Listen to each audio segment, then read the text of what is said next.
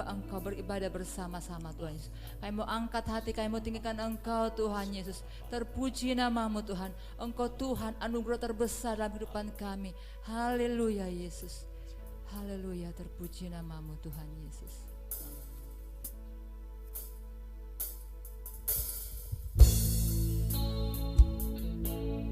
Terima kasih Tuhan Yesus. Kami mau angkat hati kami, suara kami Tuhan, untuk mengagungkan Engkau, bersyukur kepadamu Tuhan Yesus.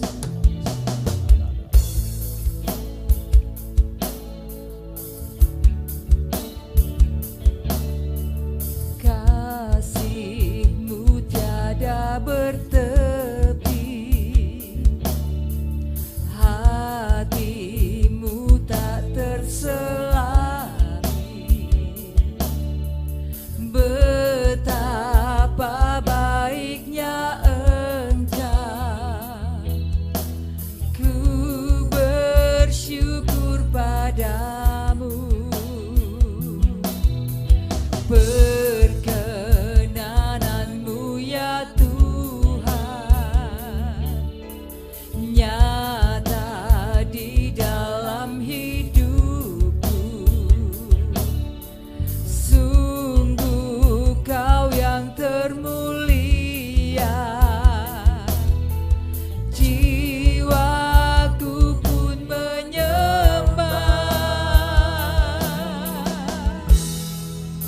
Ku angkat hatiku, tinggikan nama-Mu,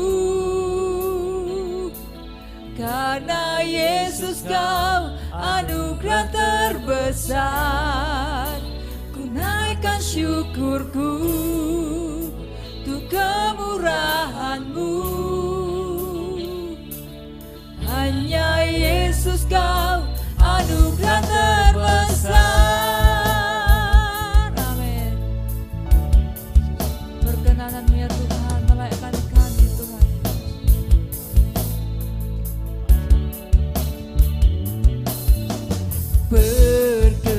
Perkenanan-Mu ya Tuhan nyata di dalam hidupku. Sungguh Kau yang termulia, jiwaku pun menyembah.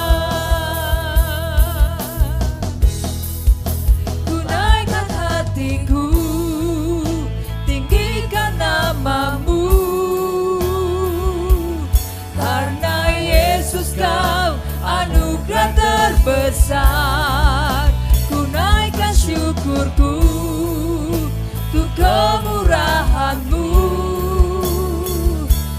karena Yesus Kau anugerah terbesar. Ku angkat hatiku, tinggikan nama-Mu, karena Yesus Kau anugerah terbesar. Ku naikkan syukurku untuk kemurahan-Mu,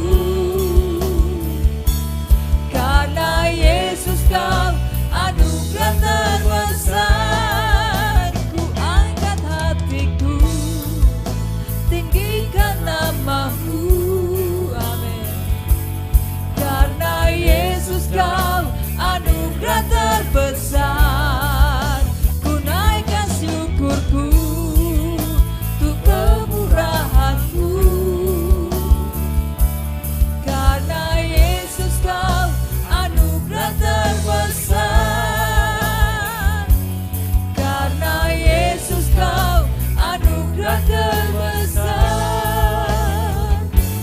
Karena Yesus Kau anugerah terbesar. Amin, haleluya, terpuji nama-Mu Tuhan. Kau anugerah terbesar dalam kehidupan kami Tuhan. Kau anugerah yang terindah dalam kehidupan kami Tuhan Yesus. Keselamatan yang Kau berikan Tuhan Yesus, yang melayakkan kami berdiri di hadapan-Mu Tuhan. Kiralabaya shikata karaya syate, terpuji nama-Mu Tuhan. Haleluya, syukur bagi-Mu Yesus. Kami bersyukur. Haleluya.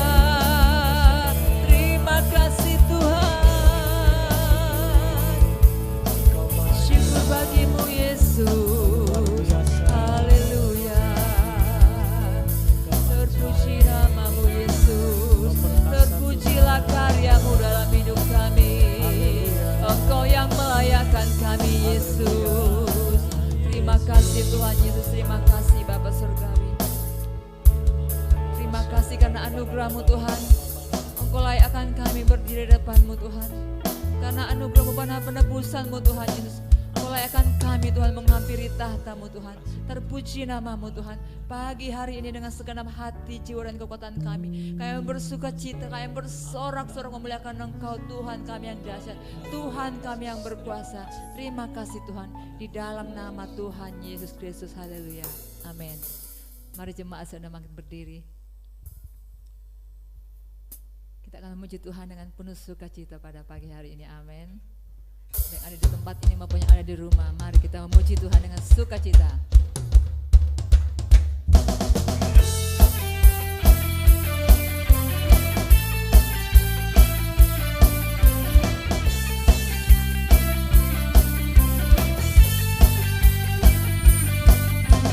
Kau batu karang yang teguh, kota benteng dan perisaiku, yang menang kalahkan maut, penyelamat yang bangkit dan hidup.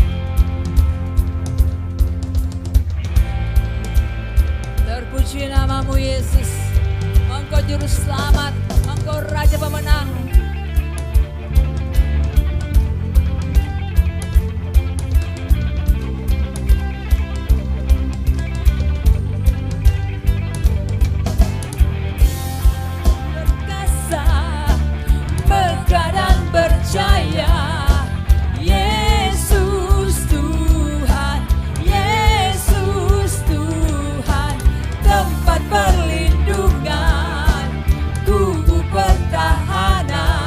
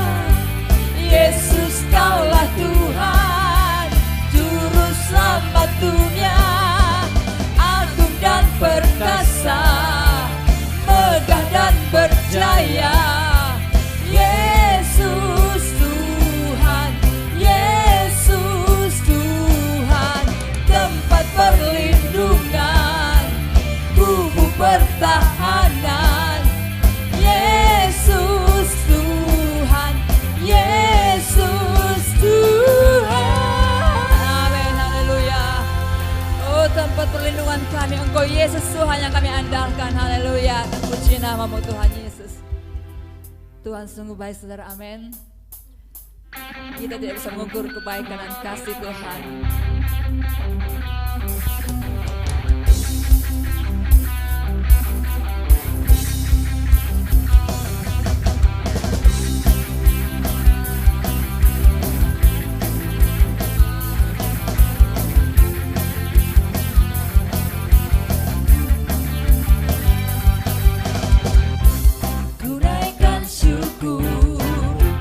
Buat segala perbuatan-Mu dan kasih-Mu di dalam hidupku, tiada terukur betapa besar kasih-Mu. Sungguh ku kagum akan Engkau, Yesus, Kau segalanya melebihi semua yang ada padaku. Oh Yesus, Kau segalanya, seutuhnya ku berikan hatiku untukmu. Amin.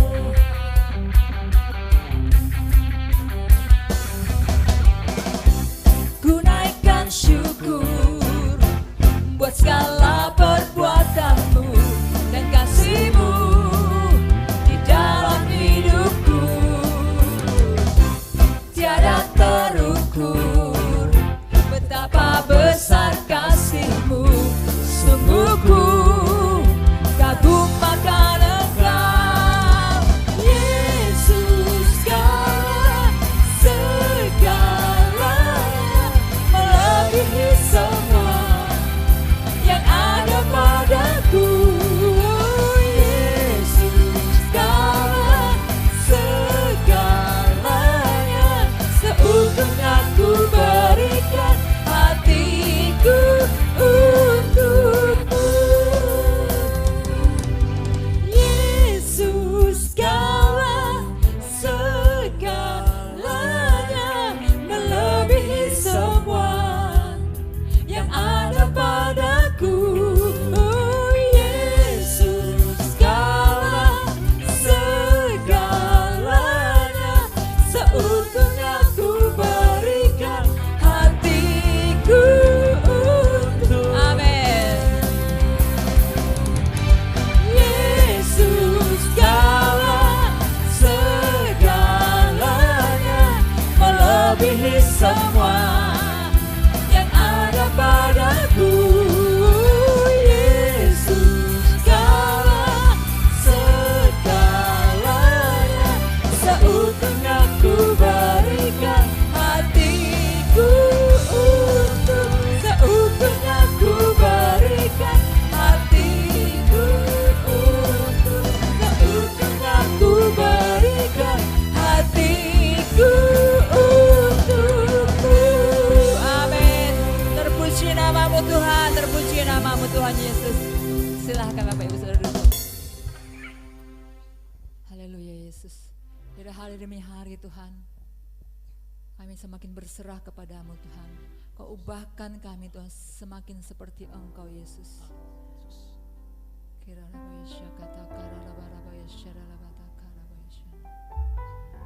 kami mau Tuhan menyerahkan segenap hati, jiwa dan kekuatan kami untuk Engkau, untuk memuliakan nama-Mu, untuk melakukan kehendak-Mu ya Bapa.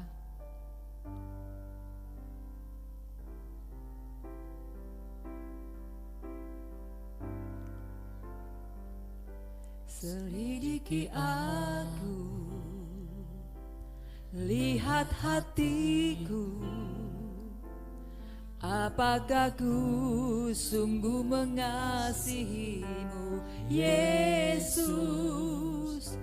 Kau yang Maha Tahu dan menilai hidupku, tak ada yang tersembunyi bagimu. Telah kulihat kebaikan-Mu yang tak pernah habis.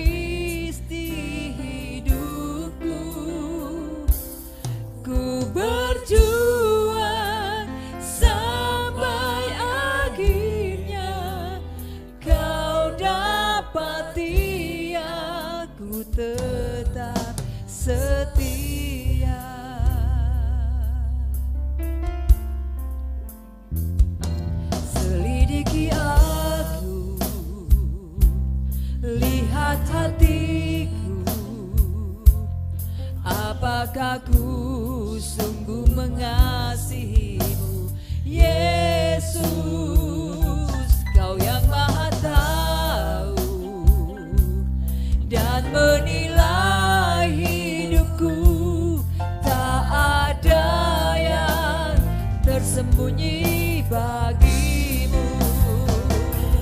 Telah kulihat kebaikan-Mu yang tak pernah habis di hidupku. Ku berjuang sampai akhirnya Kau dapati aku tetap setia. Telah kulihat kebaikan-Mu yang tak pernah habis di hidupku. Ku berjuang sampai akhirnya Kau dapati aku tetap setia. Kau dapati aku tetap setia. Kau dapati aku tetap setia. Haleluya. Haleluya Yesus. Oh, terpuji nama-Mu Tuhan Yesus. Engkau Allah yang Maha Kuasa, Allah yang Maha Tahu. Tiada yang tersembunyi di hadapan-Mu Tuhan. Iralabaya Shande. Haleluya, haleluya. Kami tinggikan, kami sembah, kami muliakan Kau Tuhan. Oh Yesus, terpuji nama-Mu. Haleluya.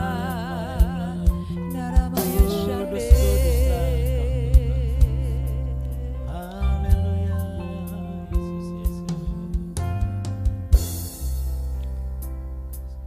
Telah kulihat, saya boleh silakan Pak Michael.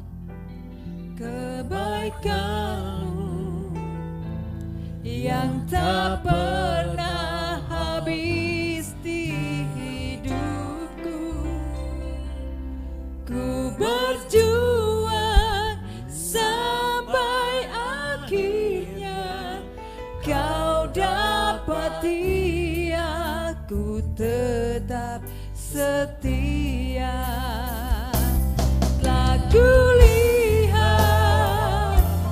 kebaikan-Mu yang tak pernah habis di hidupku. Ku berjuang sampai akhirnya Kau dapati aku tetap setia. Telah kulihat kebaikan-Mu yang tak pernah habis di hidupku. Ku berjuang sampai akhirnya Kau dapati aku tetap setia. Kau dapati aku tetap setia. Kau dapati aku tetap setia. Haleluya Yesus. Biarlah Engkau mendapati kami adalah orang yang setia Tuhan. Setia dalam pengiringan kami kepada Engkau, setia dalam iman kami kepada Engkau Tuhan Yesus. Terima kasih Roh Kudus, Engkau sumber kekuatan kami yang memampukan kami untuk bertahan di dalam Engkau Tuhan, di dalam nama Tuhan Yesus Kristus. Haleluya. Amin.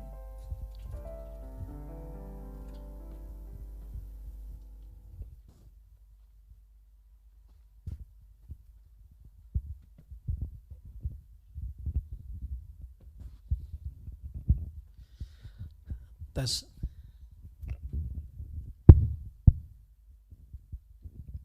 Tes. Kecilin lagi.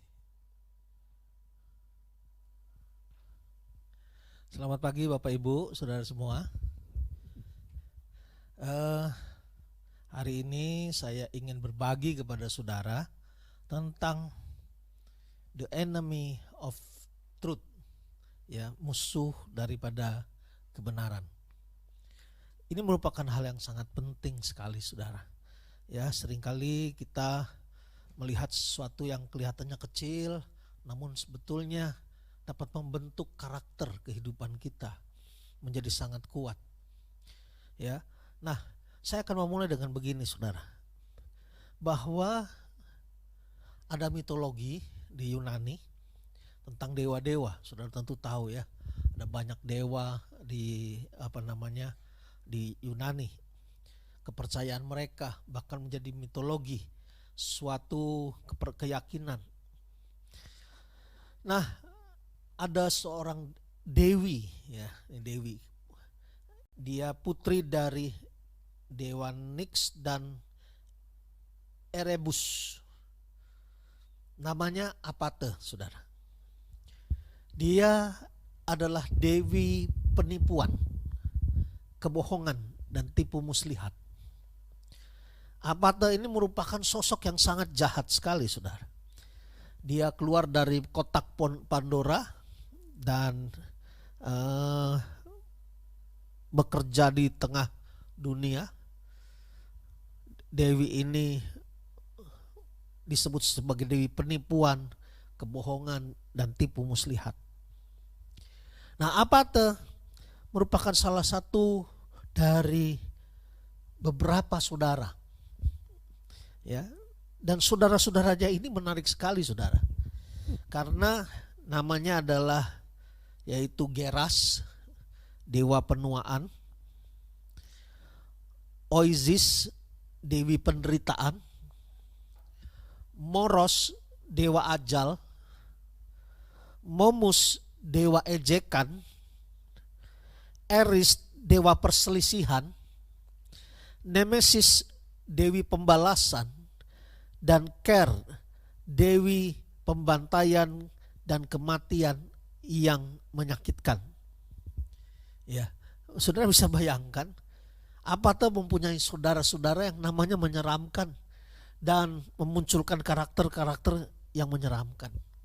Ya, dia adalah teman dari Pseudologos, yaitu dewa kebohongan, dan ini merupakan kebalikan daripada dewa Aletheia, dewi kejujuran, saudara. Nah, saudara, kadang-kadang kita berpikir bahwa dusta hanyalah sesuatu yang umum, ya. Padahal dusta adalah sesuatu masalah moral yang sangat penting dan kita sering hadapi.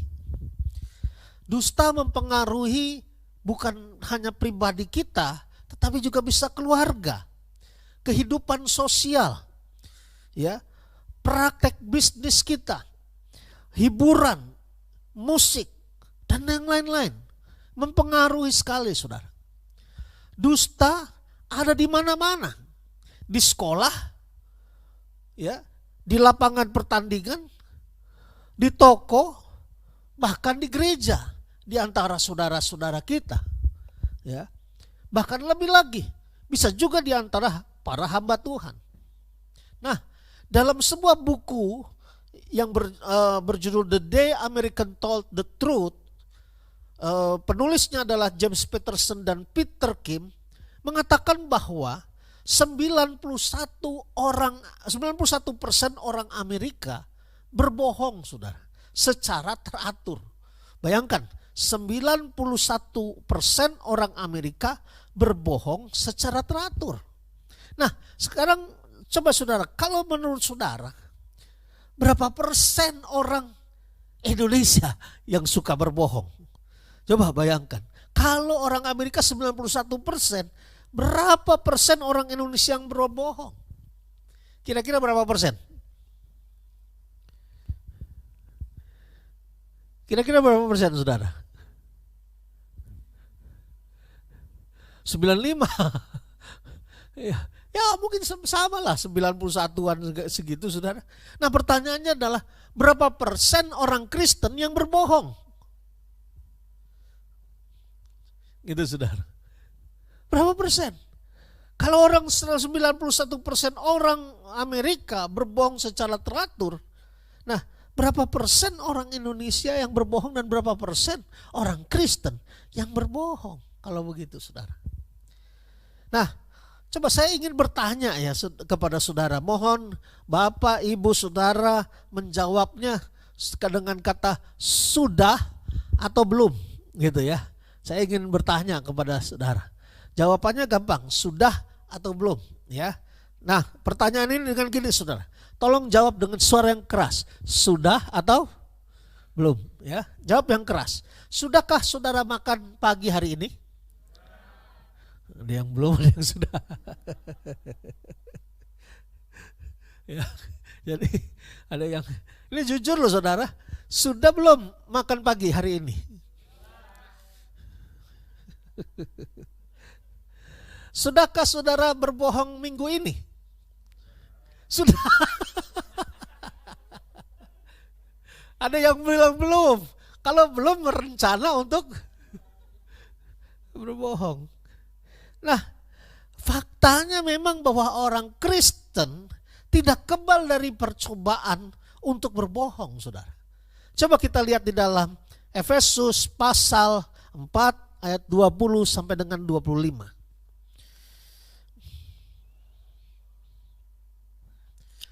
Tetapi kamu bukan demikian. Kamu telah belajar mengenal Kristus. Kita sudah belajar untuk mengenal Kristus, saudara. Karena kamu telah mendengar tentang Dia dan menerima pengajaran di dalam Dia menurut kebenaran yang nyata dalam Yesus.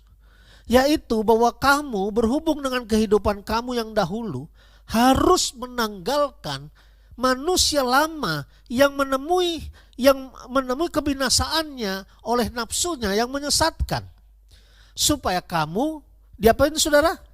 Dibaharui dalam roh dan pikiranmu. Dan mengenangkan manusia baru yang telah diciptakan menurut kehendak Allah di dalam kebenaran dan kekudusan yang sesungguhnya. Karena itu, apa saudara? Kita baca sama-sama 1, 2, 3. Buanglah dusta dan berkatalah benar seorang kepada yang lain karena kita adalah sesama anggota. Saudara, sekali lagi saya mengatakan bahwa orang Kristen tidak kebal dari percobaan untuk berbohong. Karena itu Paulus menegaskan bahwa kita harus menanggalkan manusia lama kita. Ya, kita harus menggunakan manusia yang baru. Oleh karena itu, buanglah dusta itu. Kata buanglah itu sama dengan menanggalkan. Manusia lama kita ini harus ditanggalkan. Buanglah dusta dan berkatalah benar. Nah, apa itu dusta? Saudara, kalau saudara mencari di kamus, dusta itu punya macam-macam sekali definisi. Dari berbagai pandangan juga ada bermacam-macam definisi. Maka pengertian yang bisa menjadi sangat luas, itu pengertiannya bisa sangat luas dan banyak.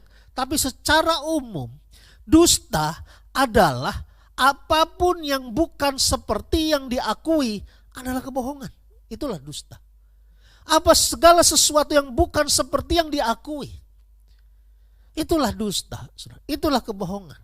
Nah, mengapa kita berdusta? Mengapa orang berdusta? Ini berbicara tentang motivasi. Yang pertama, karena takut. Takut nanti dianggap jelek, takut dihukum orang, takut. Bisa orang berdusta karena demikian. Ya, di dalam Matius pasal 26 ayat 69 sampai 74 saudara bisa lihat, atau 26 ayat 35. Coba kita lihat, bisa ditampilkan. Matius 26 ayat 35.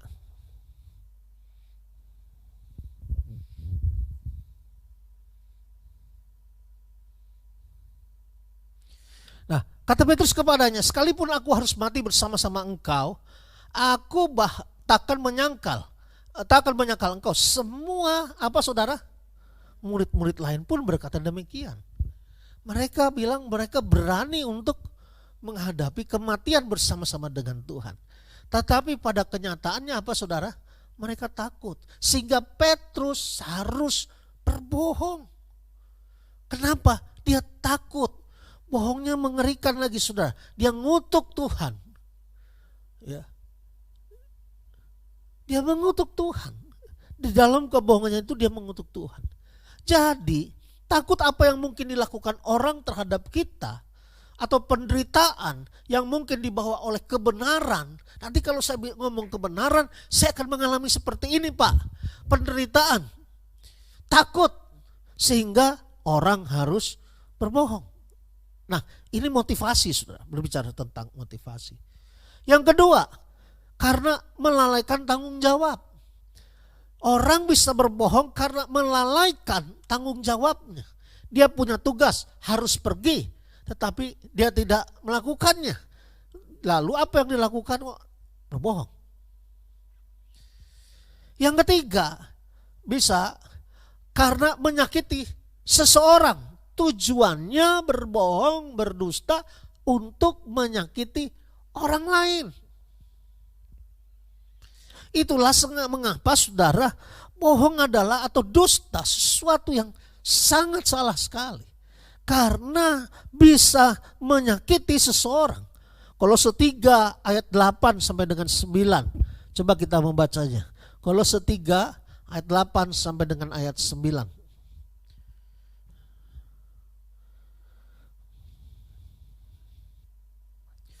Tetapi sekarang buanglah semuanya ini, yaitu marah, geram, kejahatan, fitnah, dan kata-kata kotor yang keluar dari mulutmu. Jangan lagi kamu saling mendustai. Jangan saling mendustai. Karena kamu telah menanggalkan apa saudara? Manusia lama serta kelakuannya. Nah ini yang harus saudara kita sadari. Sebagai orang percaya. Kalau kita berkata kita menanggalkan manusia lama. Kita juga harus menanggalkan kelakuan kita. Gak mungkin kita menanggalkan manusia lama, tapi kelakuannya tetap digunakan.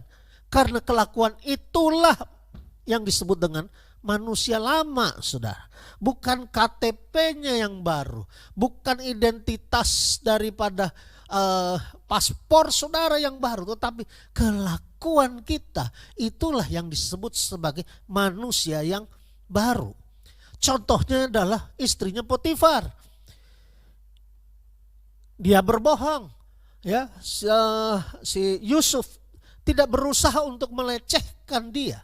Tetapi dia berkata bahwa Yusuf berusaha untuk melakukan tindakan pelecehan begitu. Sehingga apa? Yusuf ditangkap. Di penjara. Bisa dilihat dari Kejadian pasal 39 ayat 13 sampai 20. Saudara akan menemukan. Itulah dusta, saudara. Bahkan dusta bisa juga untuk mendapatkan keuntungan. Ini motivasi. Jadi kalau kita berbicara tentang dusta, sebagian besar adalah masalah motivasi. Keuntungan apa misalnya? Keuntungan finansial. Supaya mendapatkan untung banyak, orang berdusta. Ya, katanya sudah umum. Nanti saya mau sedikit menyinggung sebuah teori yang ada, saudara. Teori yang umum yang sangat penting sekali untuk kita ketahui. Ya, ini keuntungan finansial. Kisah Para Rasul 5 ayat 1 sampai 8. Orang berdusta karena hal itu. Yang kedua, keuntungan rohani bisa menjadi alasan untuk kita berdusta. Pura-pura saleh, pura-pura suci, pura-pura kelihatan benar, tetapi adalah dusta. Ya, untuk mendapatkan keuntungan rohani, supaya terlihat kita ini rohani. Ya. Kalau dulu ada orang bilang kata, oh kalau ngomong ditanya ke gereja, haleluya, haleluya, gitu. Nah kemarin Pak Sugi berbicara tentang atau minggu lalu bahwa pandemi membawa dampak ya bagi gereja juga. Sehingga ada banyak orang yang tidak datang ke gereja hanya karena alasan-alasan yang sangat minim sekali.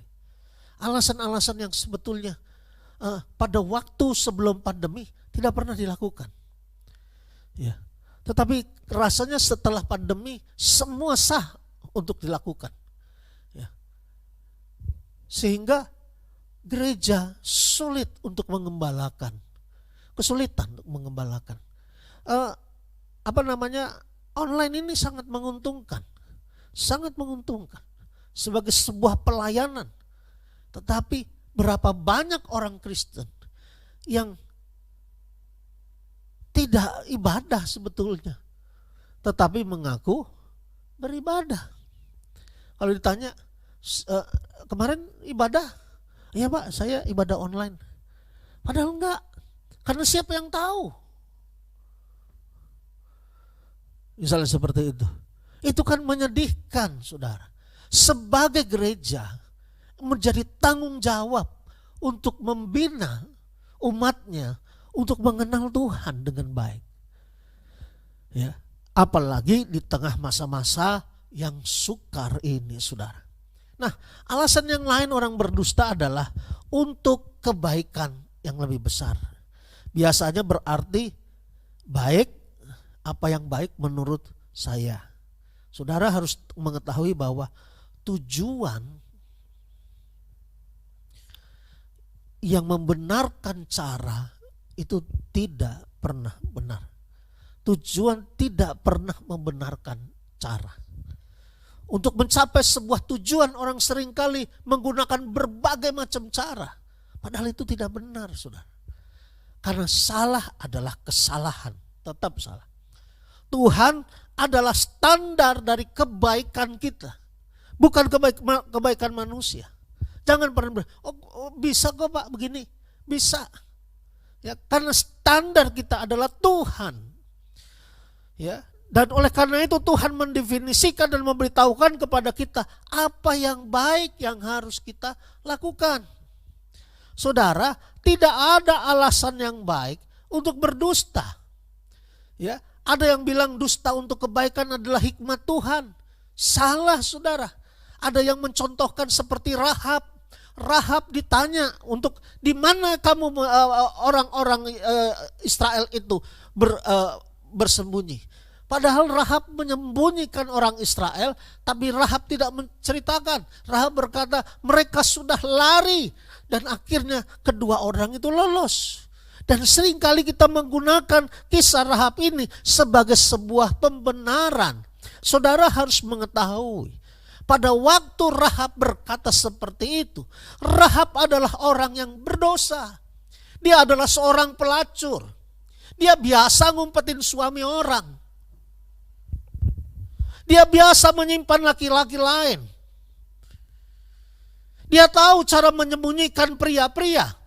Itu keahliannya, saudara. Dan orang Israel memanfaatkan keahliannya itu. Atau Tuhan memakainya. Bukan karena persetujuan Rahab itu berbohong. Rahab berbohong karena masih menjadi seorang pelacur. Hidupnya masih hidup dalam kehidupan yang lama. Jadi jangan mempergunakan alasan Rahab sebagai sebuah pembenaran kita dapat berbohong. Saudara, bagian mana di dalam Alkitab yang bisa mendukung dusta? Tidak ada, saudara. Untuk kebaikan, tidak ada. Ada yang bertanya begini nih, saudara, di dalam diskusi, gimana Pak? Kalau kita bertemu dengan pembunuh bayaran yang bertanya di mana teman kamu? Kalau kita jujur Pak, teman kita pasti mati. Ya kita harus gimana kalau ditanya seperti itu? Saudara, kalau kita betul-betul ketemu pembunuh bayaran, apa tindakan saudara kira-kira? Saya pembunuh bayaran, kira-kira. Saudara, ya lawan sebisa mungkin. Nggak masuk akal kalau saudara ditanya, oh, seorang pembunuh bayaran datang begitu. Di mana temanmu? Lawan. Kalau nggak bisa melawan, kita apa? Melarikan diri. Kan begitu saudara. Kita apa? Lapor polisi. Itu yang kita lakukan. Ya. Nah, masa kita semua orang bisa bertemu dengan pembunuh bayaran? Kan enggak saudara. Enggak semua orang ketemu dengan pembunuh bayaran. Jadi pembenaran seperti itu salah. Kan tidak semua orang bertemu dengan pembunuh bayaran. Masa kita mempersiapkan diri kita untuk datang ke seorang pembunuh bayaran? Kan enggak saudara. Ya, enggak mungkin. Saudara, jangan khawatir kalau pada situasi seperti itu, apa yang harus dilakukan? Maka Tuhan pasti akan memberikan hikmat kita untuk menjawabnya. Dibutuhkan kecerdikan, bukan keahlian berbohong. Bukan keahlian untuk berdusta. Saudara emangnya nggak tahu pembunuh bayarannya datang terus saudara berbohong? Apa mereka tidak tahu? Awas ya kamu bohong ya, awas ya. Oh hebat, saya bisa bohongin dia. Saudara, semua orang bisa merasakan sebuah kebohongan saudara. Ya, jadi jangan menggunakan kasus itu. Tidak setiap kita ketemu setiap minggu, setiap hari dengan pembunuh bayaran. Hendak. Ya. Nah, saudara, tidak berdusta bukan karena tindakan tersebut menguntungkan daripada berdusta. Tetapi karena berdusta bertentangan dengan hukum moral. Seperti juga dengan keadilan. Gak perlu dipertanyakan. Ada orang bertanya, Pak, dusta itu boleh apa enggak? Gak perlu dipertanyakan. Itu sama dengan keadilan. Nah inilah namanya teori diotomologi saudara. Ya. Bahwa ada hukum moral yang tidak perlu dipertanyakan. Keadilan itu tidak perlu dipertanyakan.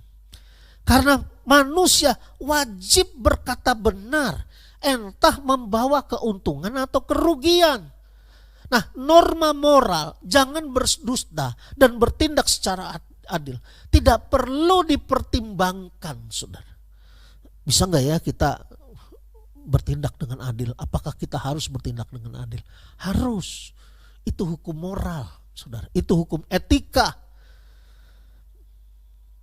Karena hukum moral secara umum pada dasarnya mengikat manusia sebagai makhluk yang rasional.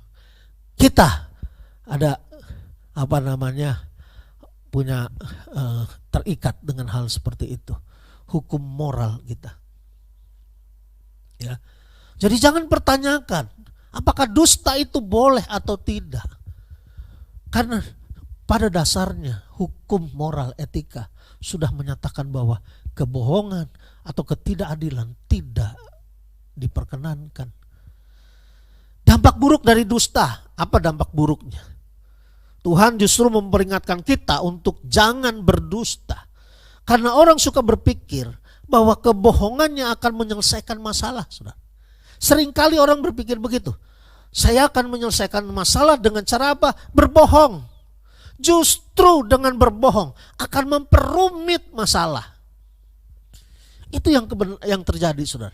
Ketika saudara berbohong, maka itu akan memperumit. Karena pertama sekali saudara harus mengetahui, dusta merupakan kebencian Tuhan. Tuhan sangat membenci dusta itu.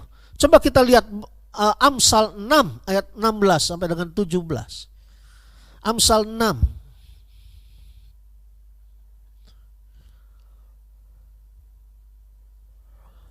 6 perkara ini yang dibenci siapa saudara? Tuhan.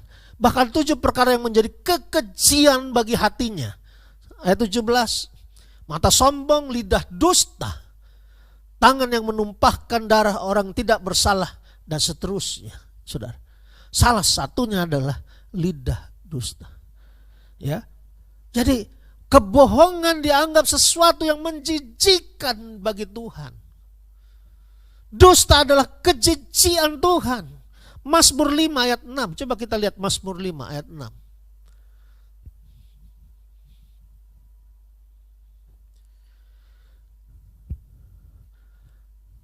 Saudara apa? Mari kita baca sama-sama 1, 2, 3.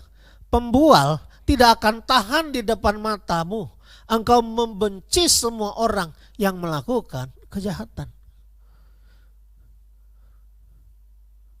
Nah, kata pembual ini juga adalah dusta. Kadang-kadang kita berpikir begini, saya menyembah Tuhan, Tuhan berkenan. Tetapi di dalam satu segi kita berdusta, saudara. Kita berbohong.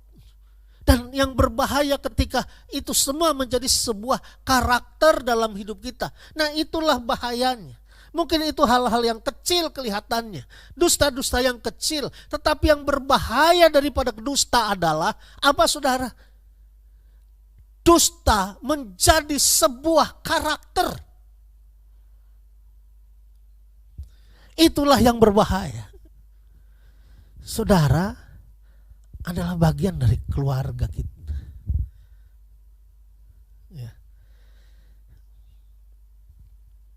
Sehingga Alkitab berkata begini.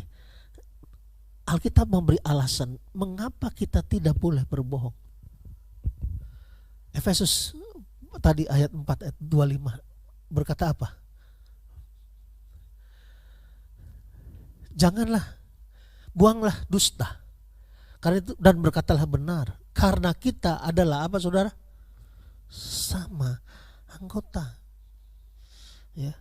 Kita tidak boleh mendustai satu dengan yang lain. Saudara, karena dusta akan memunculkan kebohongan baru. Karena satu kebohongan akan memunculkan puluhan kebohongan. Dan akhirnya susah untuk berhenti. Dan akhirnya menjadi sebuah kebiasaan yang buruk. Karena dusta menimbulkan perasaan was-was. Was-was untuk diketahui kalau sudah ahli yang menjadi bermasalah, saudara. Orang tidak peduli dengan perasaan orang lain lagi. Dan yang perlu saudara perhitungkan. Ketika saudara diperhadapkan dengan suatu kebenarankah yang harus diucapkan, atau saudara mau bertindak untuk berdusta, saudara akan kehilangan kepercayaan. Itu penting sekali. Kita akan kehilangan kepercayaan. Orang yang kehilangan kepercayaan tidak akan ada teman. Saudara akan kehilangan kesempatan. Saudara akan kehilangan karir. Bahkan banyak di antara saya sebagai seorang gembala, saya harus seringkali mengkonseling orang-orang yang keluarga-keluarga yang saling mendustai satu dengan yang lain dan mengakibatkan kehancuran bagi keluarga tersebut. Ini mengerikan, saudara. Ya. Jadi kebohongan itu sekalipun sebuah kebaikan tidak dapat diterima walaupun menghasilkan sebuah kebaikan, karena tujuan tidak pernah membenarkan cara. Amin, saudara. Ya, tidak pernah. Katakan sekali-kali, tujuan tidak pernah membenarkan cara. Kenapa kita tidak boleh berbohong? Karena kita ini sesama keluarga. Karena seringkali, saudara, ketika seseorang tidak hadir, dan ketika saya bertanya, orang tersebut sedang dalam persoalan dan pergumulan. Kalau pendetanya nggak tanya, pendeta saya nggak datang 3 kali, didiemin aja. Tapi seringkali kalau ditanya, kita menyangkal. Nah, Pak, aduh Pak, maaf Pak, saya nggak bisa datang ke gereja karena ada pesta begini. Oh, paling saya bilang, ayo utamakanlah Tuhan. Masa saya mau jewer saudara? Saya mau tempeleng? Kan gak mungkin, saudara. Ya kan?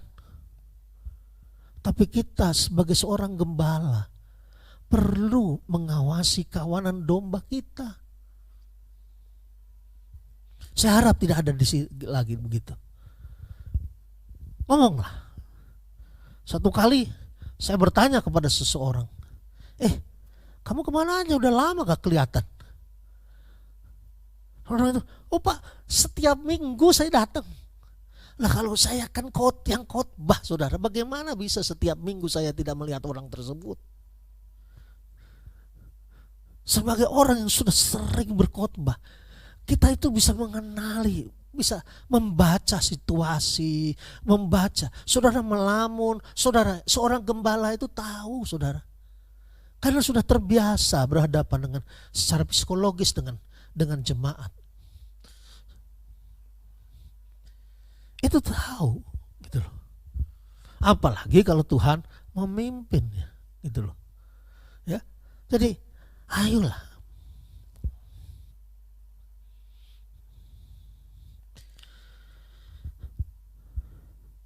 Karena kebohongan yang kecil atau sederhana yang mungkin tidak berakibat fatal buat orang yang dibohongin. Saya ini bohongin Randy nih ya. Saya bohongin Randy. Randy gak masalah. Tidak merugikan Randy. Tetapi saudara, yang berbahaya adalah saya sedang membentuk karakter dusta itu. Pembohongan itu saudara. Karakter pembohongan dapat terpupuk dari kebohongan-kebohongan harian yang kelihatan sepele dan sederhana. Nah, Lanang baru punya bayi yang cantik sekali. Bayimu nanti akan menjadi besar, mulai berinteraksi dengan orang. Apa tindakanmu ketika anakmu berbohong kepada dirimu? Apa yang dilakukan? Apakah Lanang berkata, aduh kamu pinter, jempol untuk kamu? Gak mungkin saudara.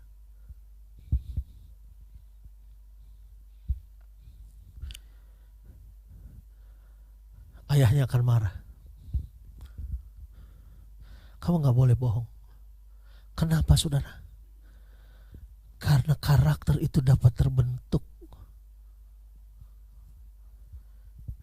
Lebih parah lagi kalau menjadi semakin remaja.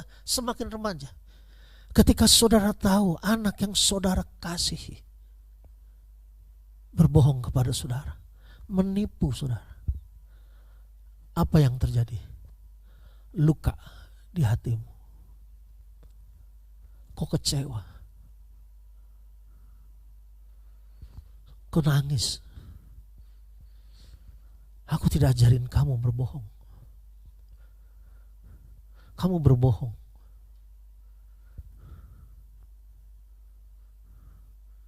Luka, saudara.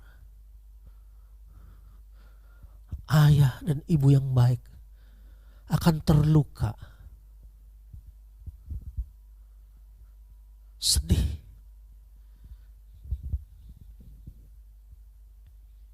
Begini saudara, kalau keluarga sudah kamu bohongin, maka percayalah, tidak ada yang ditakuti lagi untuk berbohong. Kalau kamu tega menipu keluargamu, berbohong kepada keluargamu, maka tidak ada lagi yang dapat menahanmu untuk takut berbohong. Percayalah, kamu adalah orang yang sudah tidak punya hati lagi, kecuali kita bertobat di hadapan Tuhan. Itulah Paulus berkata, jangan kita berbohong. Coba ditampilkan lagi Efesus pasal 4 ayat 25.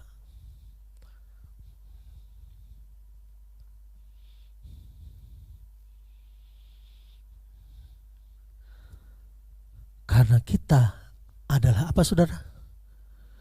Sesama anggota. Kalau engkau saling mendustai, sebetulnya engkau bukan keluarga. Karena keluarga tidak mau mendustai. Karena kalau engkau berbohong terhadap sesamamu, engkau sama saja dengan membohongi diri sendiri dan juga adalah sebuah kebodohan. Kebodohan, saudara. Bisakah kamu makan terus dan berkata, makanan ini tidak enak. Kamu bilang makanan ini gak enak. Tapi kamu makan terus. Kamu isi perutmu dengan makanan. Engkau sedang membohongi dirimu sendiri. Kalau engkau berbohong terhadap keluargamu, engkau sedang membohongi dirimu sendiri. Karena itu adalah keluargamu.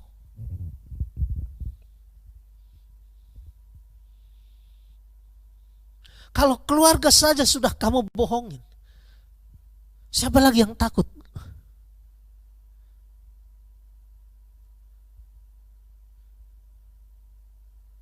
Kalau sesama saja sudah kita saling membohongi, siapa lagi yang takut? Percayalah, engkau akan kehilangan kepercayaan pada banyak orang.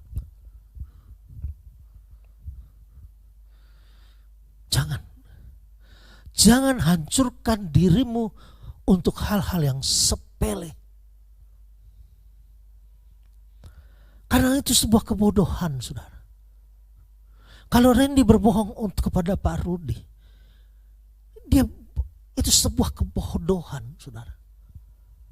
Karena Pak Rudi adalah ayahnya yang mengorbankan semuanya. Saya ngomong kepada anak-anak saya, Papa gak pernah bohongin kamu. Please, jangan berbohong sama Papa.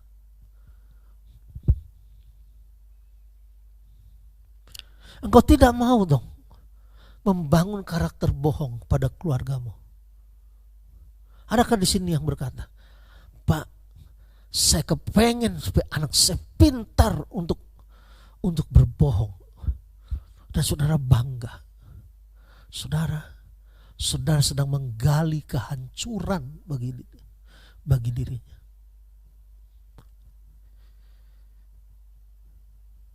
Karena kita adalah keluarga. Itulah gereja, saudara. Gereja adalah keluarga. Kita bukan kumpulan keluarga. Kita adalah keluarga. Itulah sebabnya kita menyebut Tuhan sebagai Bapa bagi kita semua. Itulah kita menyebutnya sebagai saudara dan saudari.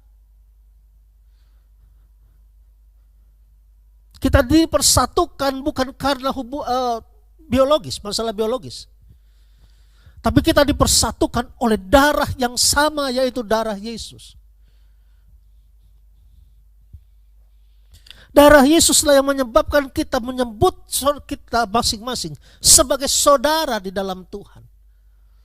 Kita adalah keluarga. So, jangan bohongin keluargamu. Dan tentu saja juga engkau harus di luar juga demikian. Jangan tipu keluargamu. Ada banyak alasan yang Paulus bisa sebutkan supaya jangan berbohong. Tetapi dia berkata satu hal. Karena kita adalah sesama, apa saudara? Anggota. Tanganmu tidak mungkin berbohong supaya mulutmu tertipu. Tidak mungkin, saudara. Kalau itu terjadi, maka apa yang mungkin itu tangan yang palsu. Mungkin itu bukan bagian dari tubuhmu.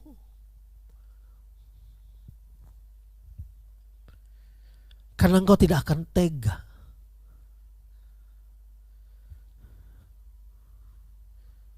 Kita ini saudara di dalam covenant, saudara. Diikat oleh sebuah perjanjian. Bersama-sama menjadi satu. Untuk saling melindungi. Siapa yang berdoa untuk engkau? Saudara-saudara Kristenmu.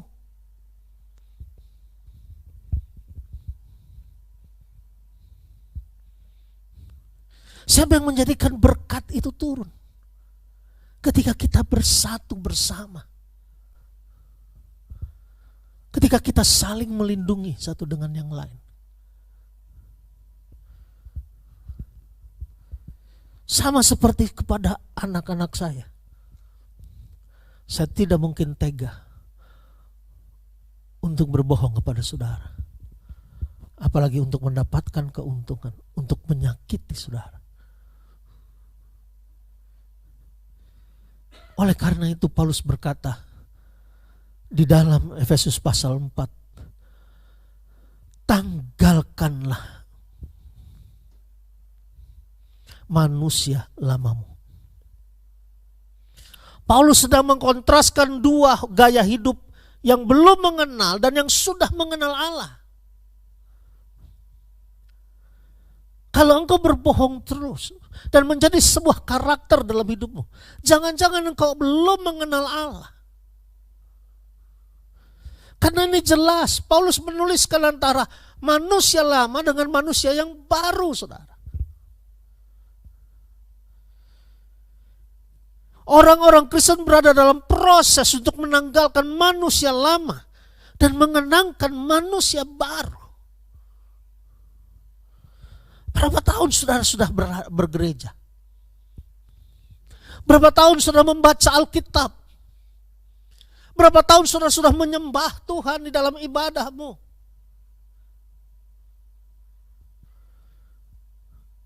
Yang menurut Alkitab, dilihat dari ukuran waktu, harusnya kita sudah menjadi dewasa.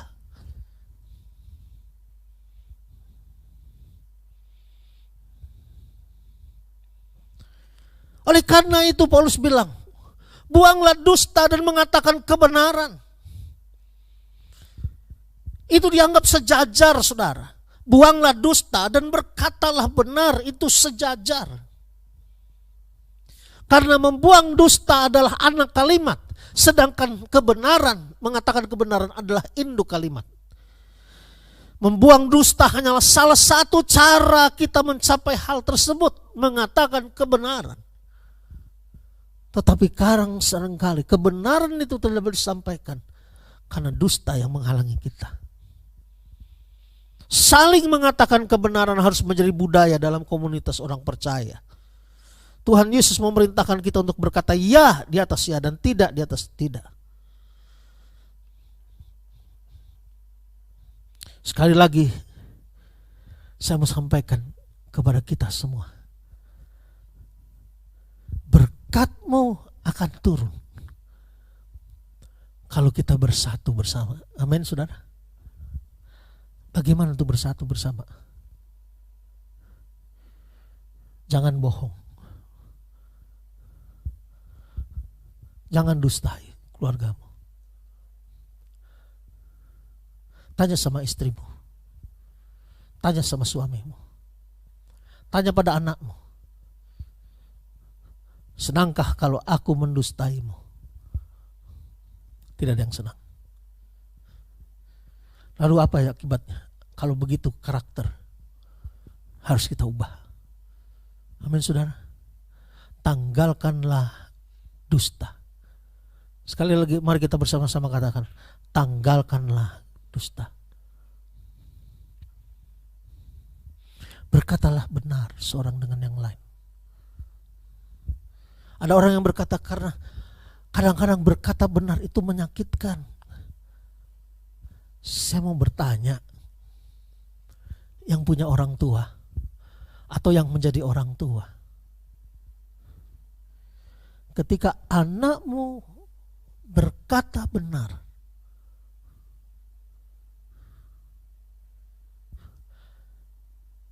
walaupun buruk, perasaanmu?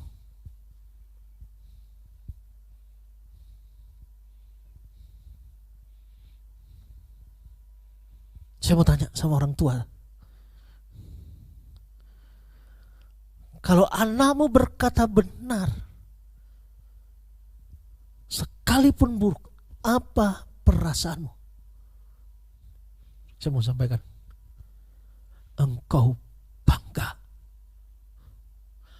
Engkau bahagia dengan anakmu. Dia buruk mungkin. Berita yang kau dengar tidak menyenangkanmu. Tapi kau tahu bahwa dia berkata benar. Engkau bangga.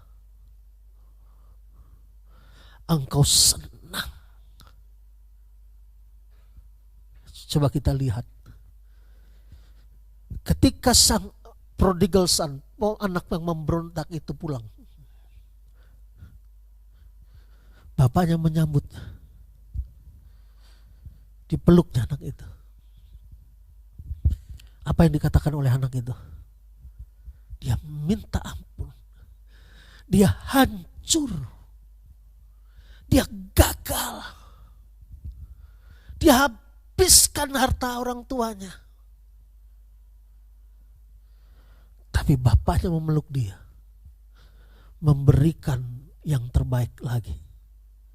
Kenapa? Karena ayahnya sangat bangga. Ayahnya sangat senang. Anaknya mengakui hal itu.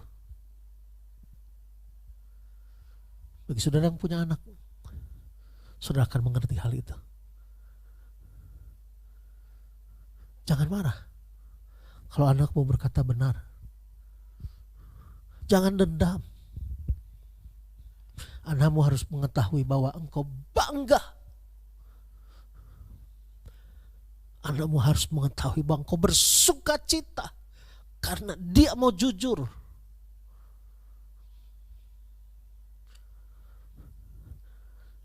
Saya adalah gembala, saudara.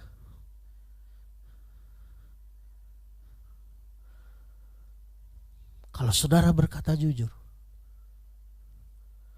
aku bangga sama saudara. Saya bangga terhadap saudara. Kalau saudara mau menyampaikan kebenaran,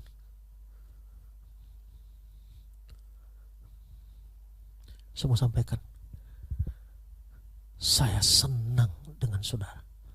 Saya bersuka cita dengan saudara.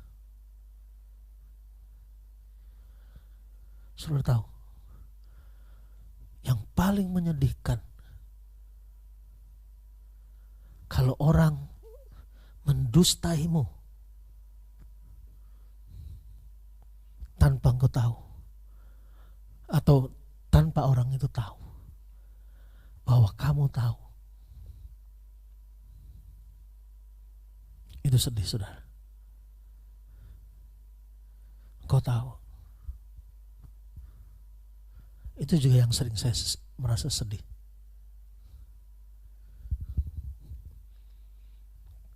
Kalau ada jemaat yang berbohong, mereka tidak tahu kalau kebohongan itu sudah tersampaikan kepada saya. Begitu juga dengan orang tua. Engkau sedih. Bagaimana caranya kau bisa tahu? Tanyalah sama Roh Kudus. Karena Roh Kudus bisa mengungkapkan segala sesuatu yang tersembunyi. Saudara, engkau adalah keluarga. Amin. Jangan dustai satu dengan yang lain. Kita bangkit berdiri.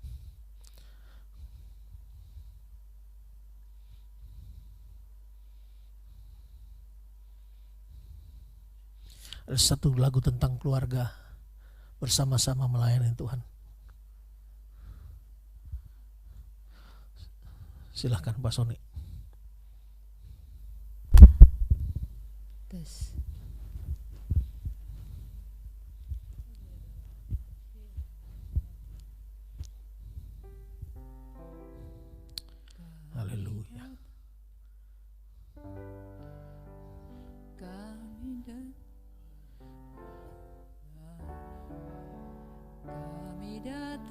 di hadirat-Mu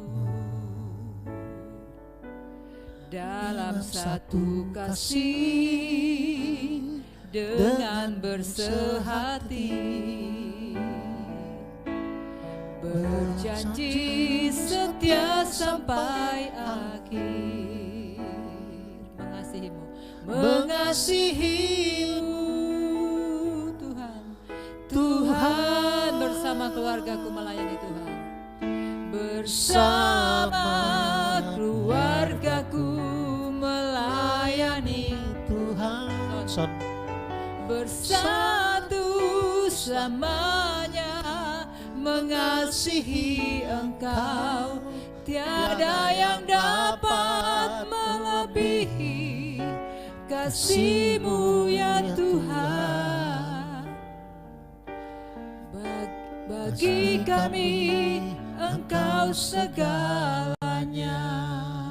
Kita nyanyikan lagu bersama. Bersama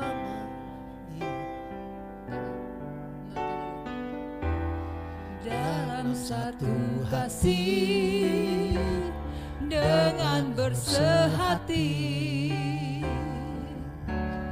berjanji setia sampai akhir, melayani-Mu Tuhan.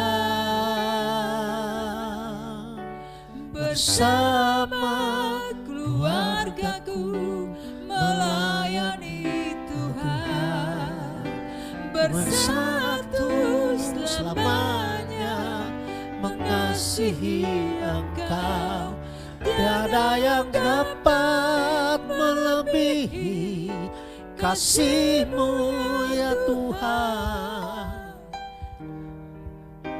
Bagi kami Engkau segalanya. bersama kita nyanyikan. Bersama keluargaku melayani Tuhan, bersatu selamanya mengasihi Engkau. Tiada yang dapat melebihi kasih-Mu ya Tuhan. Bagi kami Engkau segalanya. Tuhan, kami adalah keluarga Allah. Engkau mempersatukan kami satu dengan yang lain. Engkau menaruh kami di tempat ini untuk satu tujuan yang mulia dari-Mu. Engkau persatukan kami dengan ikatan yang kudus, yaitu darah-Mu sendiri ya Tuhan. Kami bersyukur kami ada dalam keluarga Allah yang bernama masa depan serah ini. Kami berdoa biarlah Tuhan terus mempersatukan kami, supaya setiap kami dapat melihat revival dari Tuhan terjadi dalam dunia ini. Supaya setiap kami boleh mengalami anugerah Tuhan, melihat jiwa-jiwa dimenangkan. Supaya orang di luar tahu bahwa kami adalah sebuah keluarga alternatif. Sebuah pilihan.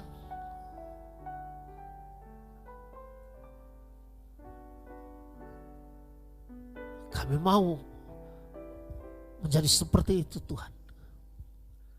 Ampuni setiap dosa, kebohongan, dosa penipuan. Ampuni Tuhan, ampuni. Dalam nama Tuhan Yesus Kristus. Haleluya. Amin.